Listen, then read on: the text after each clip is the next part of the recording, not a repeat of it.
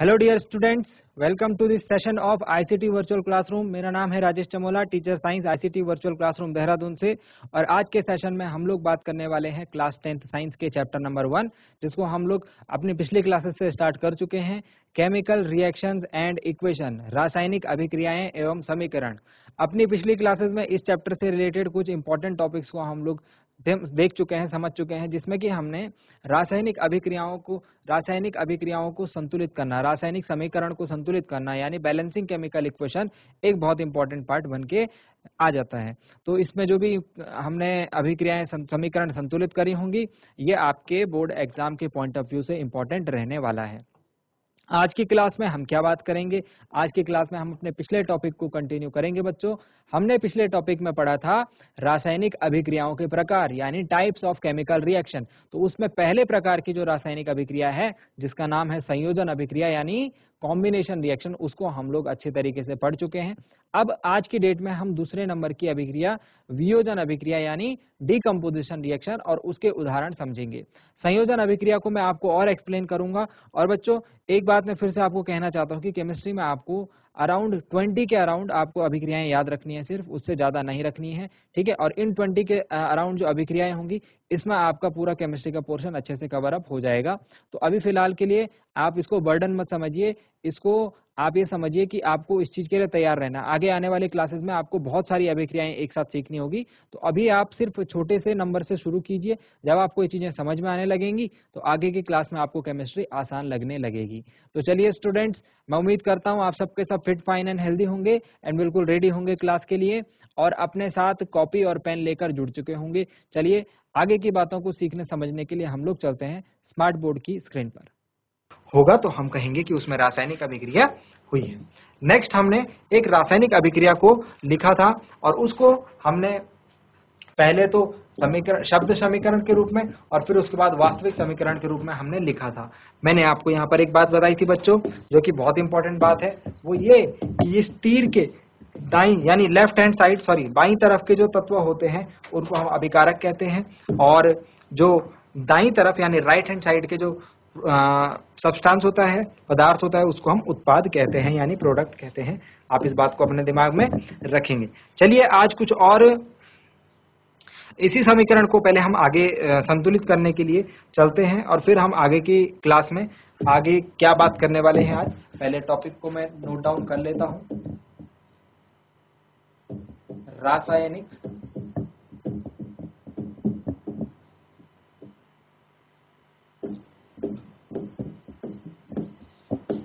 समीकरण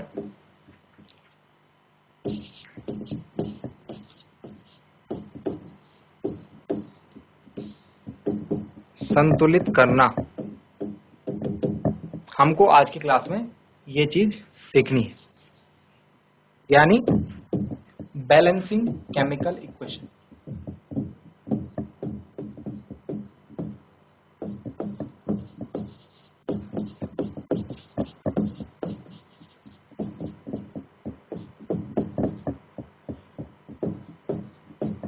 चलिए, तो एक केमिकल इक्वेशन जो मैंने कल लिखी थी उसको आज दोबारा से लिख लेता हूं, ठीक है। इसके साइज को हम थोड़ा छोटा कर लेते हैं। चलिए, क्योंकि हमको ज्यादा स्पेस की जरूरत पड़ेगी तो हम लोग इस प्रकार से काम चलाएंगे। बीच में एक लाइन भी खींच देते हैं,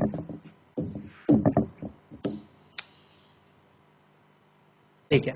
चलिए, तो हम सब फटाफट चलते हैं। हमने जो अभिक्रिया लिखी थी, हमने क्या लिखा था? मैग्नीशियम की अभिक्रिया जब ऑक्सीजन यानी उसका वायु में दहन किया जाता है, जलाया जाता है, तो मैग्नीशियम ऑक्साइड। अभी मैंने आपको क्या बात बताई? दहन, जलाना, इन सब का मतलब है ऑक्सीजन के साथ रिएक्शन, ठीक है, O2 के साथ रिएक्शन। यानी अगर बर्निंग की बात की जाएगी तो बर्निंग का मतलब ऑक्सीजन के साथ रिएक्शन, ठीक है। इस बात को आप लोग ध्यान रखेंगे, आपको इसको ध्यान में रखना है। तो यहाँ पर ऑक्सीजन के साथ मैग्नीशियम की अभिक्रिया हो रही है, मतलब मैग्नीशियम को जलाया जा रहा है। अब नेक्स्ट पॉइंट पे हम लोग बात करते हैं कि मैग्नीशियम की जब ऑक्सीजन के साथ अभिक्रिया हो रही है तो यहाँ पर हमने कहा था इसमें कुछ अभिकारक होते हैं, यानी कि रिएक्टेंट्स होते हैं, और कुछ उत्पाद होते हैं, यानी कुछ प्रोडक्ट्स होते हैं। ठीक है, कुछ अभिकारक होते हैं और कुछ उत्पाद होते हैं। यहां पर आपको जो अभिकारक दिख रहे होंगे, यहां पर आपको जो अभिकारक दिख रहे होंगे वो होंगे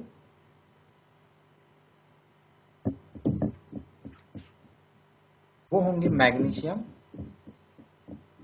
and oxygen, magnesium and oxygen. और उत्पाद में हमको दिख रहे हैं मैग्नीशियम एंड ऑक्सीजन, उत्पाद में भी हमको मैग्नीशियम और ऑक्सीजन दिखाई दे रहा है। तत्व हमको देखना है, ठीक है, ये तो पूरा क्या है, एक पदार्थ है, ठीक है, हमको तत्व देखना है। इसके अंदर जो तत्व हैं, जो एटम्स, जो परमाणु हैं, वो कौन कौन से हैं, मैग्नीशियम का है और ऑक्सीजन का। आपने अपनी पिछली क्लास में परमाणु एवं अणु को समझा होगा, एटम्स एंड मॉलिक्यूल्स को समझा होगा, ठीक है। तो हम लोग को यहाँ पर एटम्स की बात करनी है कि कौन कौन से तत्व के एटम्स यहाँ पर उपस्थित हैं, ठीक है, और कितने एटम्स उपस्थित हैं। तो यहाँ पर मैं अगर देखूं, अभिकारक में मैग्नीशियम के कितने एटम्स उपस्थित हैं, अभिकारक में मैग्नीशियम के कितने एटम, कितनी बार दिख रहा है आपको मैग्नीशियम, 1 टाइम, ठीक है। यहाँ पर देखो 1 मैग्नीशियम है ना अभिकारक में, और उत्पाद में कितना मैग्नीशियम है, 1 मैग्नीशियम। अभिकारक में ऑक्सीजन कितने हैं, 2। उत्पाद में ऑक्सीजन कितना है, 1, अकेला है। समझते रहो, अभी समझो इस बात को, अभी आपको ये खुद से भी करना है। तो जो जो स्टेप्स मैं कर रहा हूँ वही स्टेप्स आपको खुद से भी करने पड़ सकते हैं, ठीक है। सबसे पहले हमने क्या लिखी, अभिकारक लिखे, उत्पाद लिखे, और उसके बाद हमने देखा कि अभिकारक में जो तत्व है, उत्पाद में जो तत्व है, उसकी कितनी कितनी संख्याएं हैं, कितने कितने परमाणु हैं, ठीक है। अब आपको देखना है कि क्या ये बराबर है, जी नहीं, ये बराबर नहीं है। यहाँ पर ऑक्सीजन 2 है अभिकारक में और उत्पाद में 1 ऑक्सीजन है। अब आपको क्या करना है, इसको बराबर करना है। तो इसको बराबर करने के लिए आप गुणा कर सकते हैं किसी संख्या की। तो मैं देख रहा हूं कि यदि मुझे इस 1 को 2 बनाना है तो मुझे यहाँ 2 की गुणा करनी होगी। 2 की गुणा कहाँ करनी होगी, पूरे उत्पाद में, समझ रहे हो, 2 की गुणा करनी। अभी आप समझते जाइए, जो जो चीज मैं आपको बता रहा हूँ उस पर दिमाग में रखते जाइए। तो मैंने क्या करा, 2 की गुणा। 2 की गुणा क्यों करी, क्योंकि ये ऑक्सीजन यहाँ 1 था, मुझे इस 1 को 2 बनाना है, तब जाकर के ये बराबर हो जाएगा। मैग्नीशियम तो बराबर है ही पहले से, ठीक है। तो इस 1 को 2 बनाने के लिए मैं क्या करूंगा, 2 की multiply, I will multiply the equation with 2, किस तरफ, उत्पाद की तरफ, ठीक है। तो उत्पाद में लिख लेता हूं दोबारा से, ये रहा हमारा मैग्नीशियम, ये रहा प्लस ऑक्सीजन गिव्स MgO, और अभी मैंने क्या बोला, 2 की गुणा। तो 2 की गुणा करने के लिए यहाँ पर 2 लिख देते हैं हम इसके आगे, ये हो गया 2। अब ये 2 की गुणा हो गई उत्पाद में, ठीक है, ध्यान से देखते रहो अभी, ठीक है। 2 की गुणा हो गई उत्पाद में। अब दोबारा से ये टेबल को ही मैं मिटा करके दोबारा से टेबल इस नहीं बना रहा हूँ, आपको दोबारा से ये टेबल बनानी है, ठीक है। तो इस टेबल को सेम टू सेम दोबारा से आप यहाँ पर बनाएंगे और दोबारा से वही काम करेंगे। यहाँ पर देखिए मैग्नीशियम कितना है, 1। उत्पाद में मैग्नीशियम कितना हो गया, मैग्नीशियम के आगे कितना लिखा है, 2, यानी कि मैग्नीशियम 2 हो गए, ठीक है। और ऑक्सीजन यहाँ पर कितना है, 2। उत्पाद में ऑक्सीजन कितना हो गया, ऑक्सीजन के आगे भी ये 2 जो है, मैग्नीशियम और ऑक्सीजन दोनों के साथ लिखा हुआ है, क्योंकि दोनों के बीच में प्लस का साइन नहीं है। अगर प्लस होता दोनों के बीच में, सपोज ऐसा होता, तो ये 2 को हम सिर्फ मैग्नीशियम के साथ लेते, ठीक है ना। तो प्लस नहीं है, तो ये 2 जो है, 2 जो है, मैग्नीशियम और ऑक्सीजन दोनों के साथ लिखा हुआ है। तो यानी कि जो ऑक्सीजन के नंबर ऑफ एटम्स है उत्पाद में जो ऑक्सीजन के परमाणुओं की संख्या है वो भी 2 है। अब दोबारा से चेक करते हैं, दोबारा से इसको कंपेयर करते हैं। देखो ऑक्सीजन तो बराबर हो गया, लेकिन मैग्नीशियम के नंबर चेंज हो गए, मैग्नीशियम अब बराबर नहीं रहा। तो अभी हमारी ये समीकरण संतुलित नहीं हुई है। दोबारा से समीकरण संतुलित करने के लिए अब मुझे इस 1 को क्या बनाना है, 2 बनाना है। मुझे इस 1 को क्या बनाना है, 2 बनाना है। तो उसके लिए मैं क्या करूंगा, 2 की गुणा कर दूंगा। अब की बार 2 की गुणा कहाँ करेंगे, अभिकारक में। अब धीरे धीरे शायद आपको समझ में आ रहा होगा। तो ये फर्स्ट स्टेप हुआ। अब दूसरे स्टेप में मुझे 2 की गुणा कहाँ करनी है, अभिकारक में मैग्नीशियम के साथ। तो 2 की गुणा मैं यहाँ मैग्नीशियम के साथ कर दूंगा, यानी मैग्नीशियम के आगे 2 लिख दूंगा और बाकी इक्वेशन पूरी वैसी की वैसी रहेगी। मुझे 2 की गुणा कहाँ करनी थी, अभिकारक में मैग्नीशियम के साथ, क्योंकि मैग्नीशियम 1 था, है ना। पीछे वाले स्टेप में हमने पूरे के साथ करी, क्योंकि मैग्नीशियम और ऑक्सीजन दोनों एक साथ लिखे हुए हैं, समझ रहे हो बात को? अभी यहाँ पर मैग्नीशियम और ऑक्सीजन अलग अलग लिखा हुआ है, तो मैं किसके साथ गुणा करूंगा? मैग्नीशियम के साथ। क्यों? क्योंकि मैग्नीशियम 1 है और यहाँ 2 है, ऑक्सीजन तो बराबर है। आई होप आप इस बात को समझ रहे हो, ठीक है? तो ऑक्सीजन तो इक्वल है, तो ऑक्सीजन के साथ नहीं मल्टीप्लाई करूंगा, मैं मैग्नीशियम के साथ इसको मल्टीप्लाई करूंगा। तो मैग्नीशियम के साथ मल्टीप्लाई करने के बाद इक्वेशन कुछ ऐसे कन्वर्ट हो जाएगी, तो मैग्नीशियम के साथ 2 आ जाएगा। अब आप फिर से ये टेबल बनाओगे, अभिकारक और उत्पाद की। चलिए दोबारा से रिलेट करते हैं। यहाँ पर मैग्नीशियम कितने हो गए? 2। उत्पाद में मैग्नीशियम कितने हो गए? 2। यहाँ पर ऑक्सीजन कितने हो गए? 2। और उत्पाद में ऑक्सीजन कितने हो गए?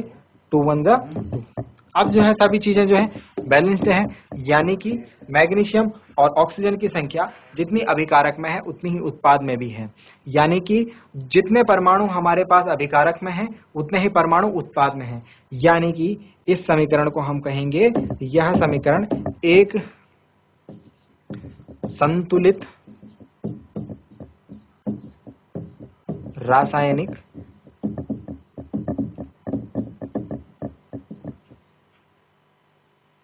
समीकरण है। यह समीकरण एक संतुलित रासायनिक समीकरण है। This reaction is an balanced chemical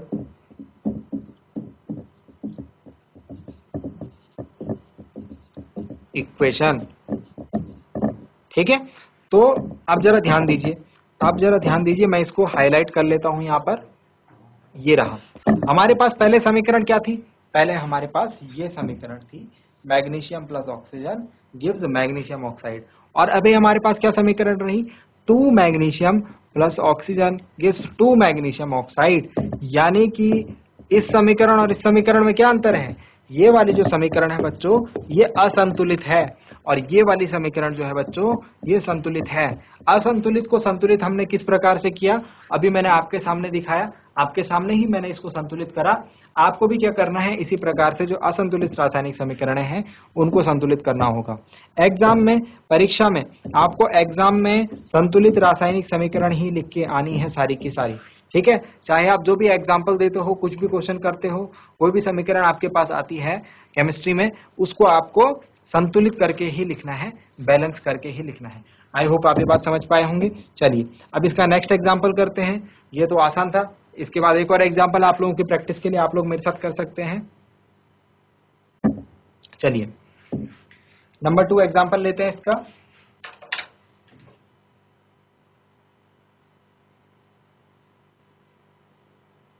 number 2 example लेते हैं। जैसे मैग्नीशियम ऑक्साइड बना है, ऐसे ही अदर ऑक्साइड भी बनते हैं। ठीक है, कॉपर ऑक्साइड भी बनता है, लेकिन अभी हम लोग जो है एक दूसरे टाइप की रिएक्शन देख रहे हैं। चलिए, जो कि थोड़ा सी जटिल रहने वाली है। एक आसान सी देख लेते हैं पहले, और उसके बाद फिर से एक मुश्किल देखते हैं। तो कॉपर की जब ऑक्सीजन के साथ अभिक्रिया होती है, यानी कॉपर को जब जलाया जाता है, तो कॉपर का ऑक्साइड बनता है। ठीक है, CuO।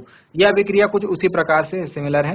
वहां पे मैग्नीशियम और ऑक्सीजन था, यहाँ पर कॉपर और ऑक्सीजन है। ठीक है, ये हो गया कॉपर, ये हो गया ऑक्सीजन, ये हो गया कॉपर ऑक्साइड। ठीक है, नाम लिख लेता हूं मैं कॉपर ऑक्साइड का, बाकी नाम तो आप लोग लिख लेंगे। Cu मतलब कॉपर, कॉपर ऑक्साइड। ठीक है, अब हमको क्या करना है? इसको सेम एज सॉल्व करना है, जैसे कि हमने पिछली वाली समीकरण देखी थी। सबसे पहले चेक करो ये संतुलित है या नहीं है। तो चलिए, एक तरफ लिखते हैं अभिकारक और एक तरफ लिखते हैं उत्पाद। अभिकारक और एक तरफ लिखते हैं उत्पाद।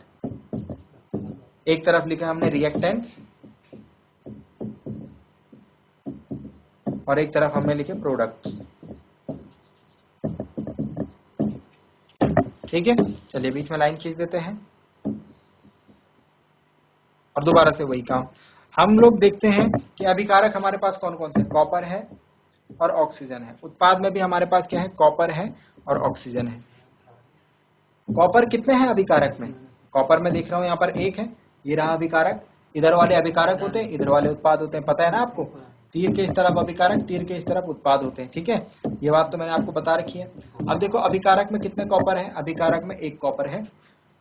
उत्पाद में कितने कॉपर है, उत्पाद में मुझे कॉपर अकेला ही दिख रहा है। ठीक है, इधर ऑक्सीजन कितने हैं, इधर 2 ऑक्सीजन दिख रहे हैं, और इधर उत्पाद में मुझे 1 ऑक्सीजन दिख रहा है। ये रहा अभिकारक और ये रहा उत्पाद, अभी मैंने बताया ना आपको। ठीक है, चलिए अब थोड़ा स्पीड में करेंगे। अब यहाँ पर देखो 1 है और ये 2 है, इसको 2 करने के लिए यहाँ 2 से मल्टीप्लाई करना है। 2 से मल्टीप्लाई कहाँ, उत्पाद में। चलिए मल्टीप्लाई करते हैं, चलिए मल्टीप्लाई करते हैं पहले।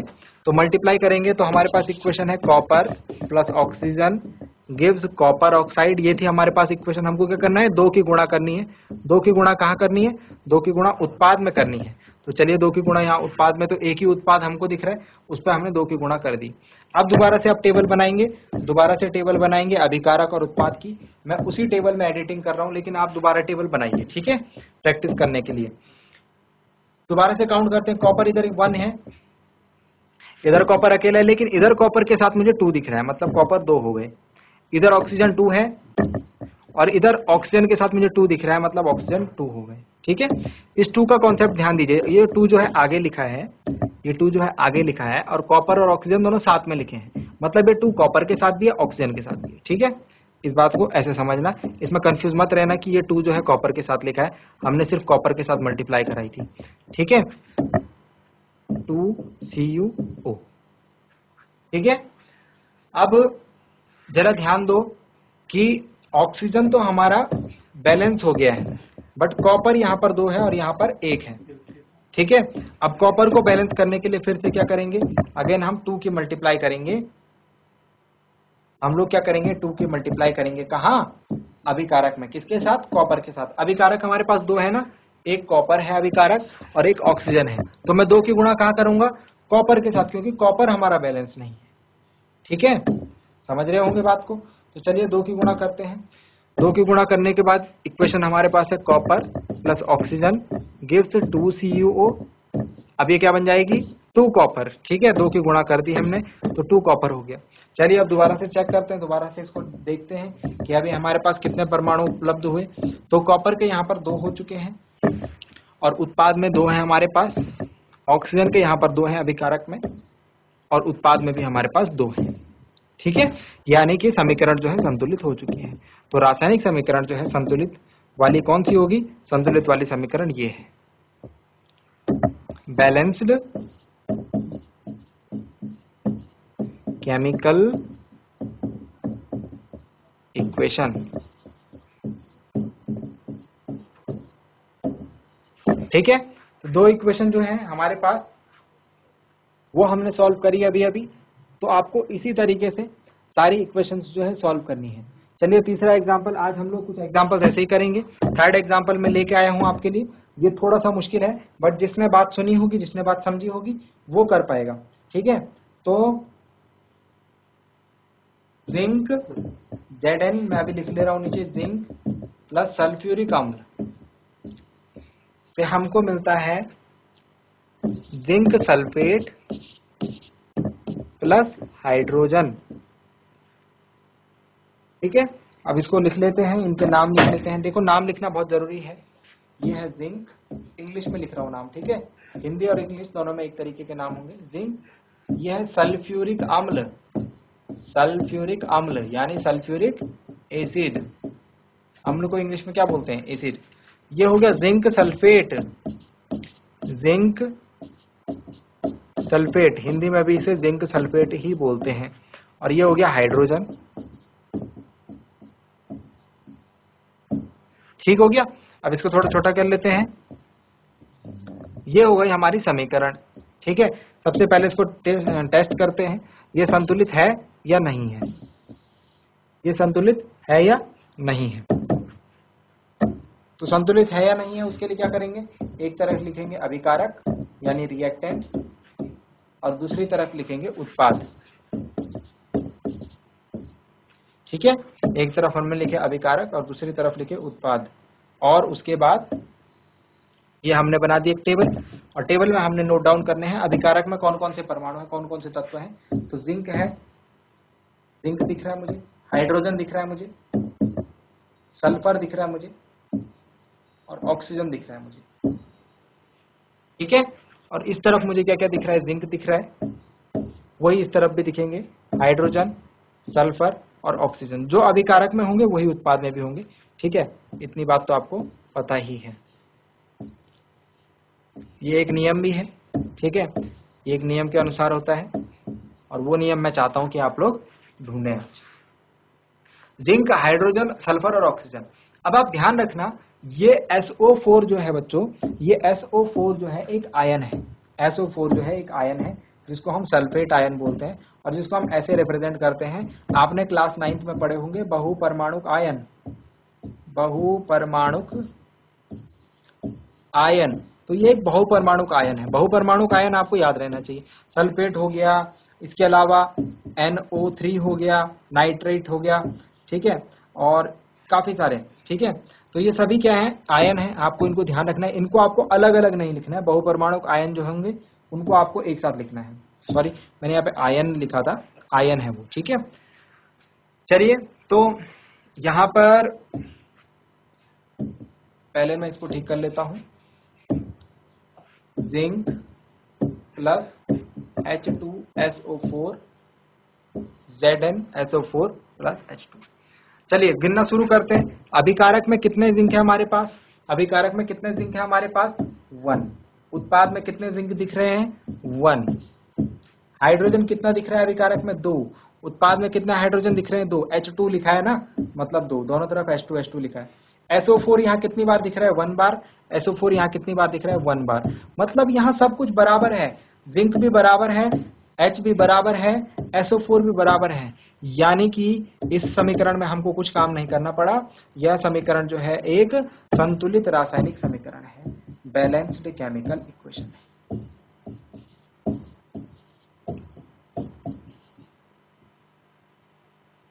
बैलेंस्ड केमिकल इक्वेशन है, ठीक है स्टूडेंट्स। तो ये थी हमारी जो इक्वेशन, ये वाली है, ये बैलेंस्ड है ऑलरेडी। हमको इसको करने में कोई मेहनत नहीं करनी पड़ी क्योंकि ये ऑलरेडी एक बैलेंस्ड केमिकल इक्वेशन थी। तो आपको क्या करना है, सबसे पहले जो भी समीकरण आपको दी रहेगी उसको पहले आपको चेक करना है वो बैलेंस्ड है या नहीं है। तो आज के लिए इतना ही स्टूडेंट्स। आज की क्लास में हमने जो कुछ सीखा, मैं उम्मीद करता हूं आपको उसको समझने में मजा आया होगा और आपने कुछ नया आज की क्लास में जरूर सीखा होगा।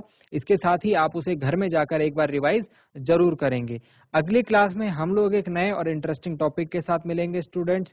केमिकल रिएक्शंस के लिए बच्चों आपको क्या करना है, जो भी रासायनिक अभिक्रियाएं आपको लिखाई जा रही हैं, जो भी रासायनिक समीकरण आपको लिखाई जा रही हैं, आप उनको एक अलग कॉपी में एक अलग जगह पर साथ साथ नोट करते जाइए, सिर्फ रिएक्शंस और रिएक्शंस को। एट लास्ट जब ये चैप्टर कंप्लीट हो जाएगा तो आप देखेंगे आपके पास कुछ नंबर ऑफ रिएक्शंस होंगी। उन रिएक्शंस को आप डेली एक बार देखते जाइए या फिर याद करके दूसरे पेज पर लिखते जाइए। जब आप उन्हें बार बार लिखेंगे तो अभिक्रियाएं आपको याद हो जाएंगी। तो आज की क्लास में इतना ही स्टूडेंट्स। अगली क्लास में मिलते हैं एक नए और इंटरेस्टिंग टॉपिक के साथ। क्लास से जुड़ने के लिए आप सभी का बहुत बहुत धन्यवाद। Thank you very much and have a nice day.